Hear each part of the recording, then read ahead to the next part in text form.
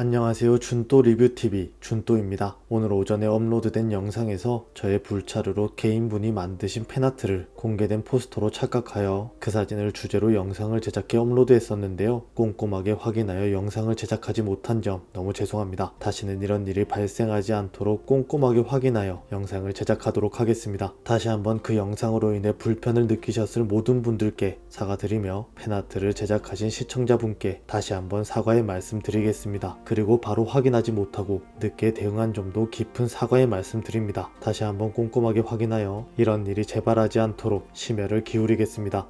그럼 오늘의 리뷰 시작하겠습니다. 오솜의 붉은 끝동 8화에서 영조가 산을 돕는 인물 3명을 불러 모으는 모습을 확인할 수 있었습니다. 자익이 강태호와 겸사서 홍동로 그리고 서계중이 그 자리에 있는 모습을 확인할 수 있었고, 이전 영상에서 말씀드렸듯이 자신의 능행을 대신할 산에게 일어날 일을 예측하고 있던 영조가 산의 사람인 세 사람에게 세손을 위해 목숨을 걸어줄까 생각하던 중 여기 있는 그대들이 전부였다고 말하며 간곡히 당부하니 앞으로 닥쳐올 어렵고 힘든 일을 포기하지 말고 해내시오라고 말합니다. 영조의 말에 홍동로는 드디어 때가 오는 것인가 라는 의미심장한 대사를 남겼었는데요. 이번 기회를 이용해 자신의 계획을 실행하려는 홍동로가 아닐까 생각됩니다. 드라마에서 홍동로의 계획은 여러 번 비춰졌었는데요. 제일 먼저 홍동로의 계획이 나온 장면은 홍동로가 홍정여를 찾아가면서였습니다. 홍동로가 홍정여의 부름을 받고 그를 찾아갔고, 홍정여는 이모년의 일을 세손에게 잘 말해달라 부탁하는 모습을 확인할 수 있었습니다. 그의 말에 홍동로가 대감께서는 일국의 세자를 죽일 깜냥이 안 된다고 말하며 이 자리에서 소인을 죽일 것이 아니라면 물러가겠다 말합니다. 그런 그에게 홍정여가 홍동로 가족의 이야기를 꺼내며 홍동로 누이의 이야기를 꺼냈고, 홍정여의 이야기가 섭섭하게 들렸다고 말했습니다. 홍정여가 홍동로의 누이를 세손에게라도 떠밀려 하는 것인가 라고 물었고, 그런 그에게 긍정의 의미를 담은 대답을 한 홍동로였습니다. 그 이후 홍동로의 누이인 단이 조복을 가져다 주기 위해 궁을 찾아오지만 들어오지 못하고 있었고, 덕임의 도움으로 궁에 들어올 수 있게 되었습니다. 그렇게 두 사람이 길을 걷던 중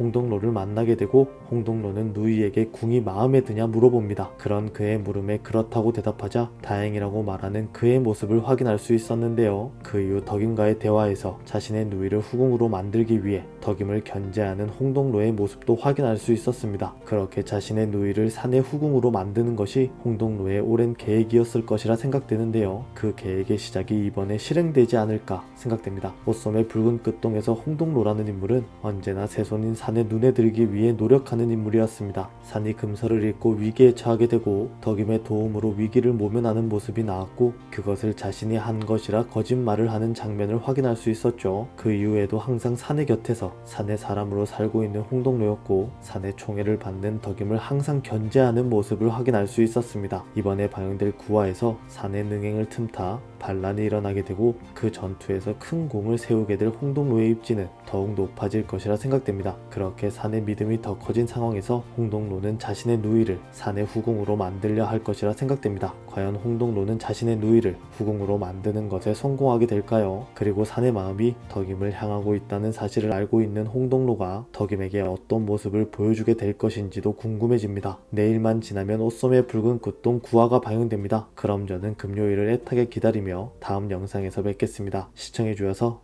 감사합니다.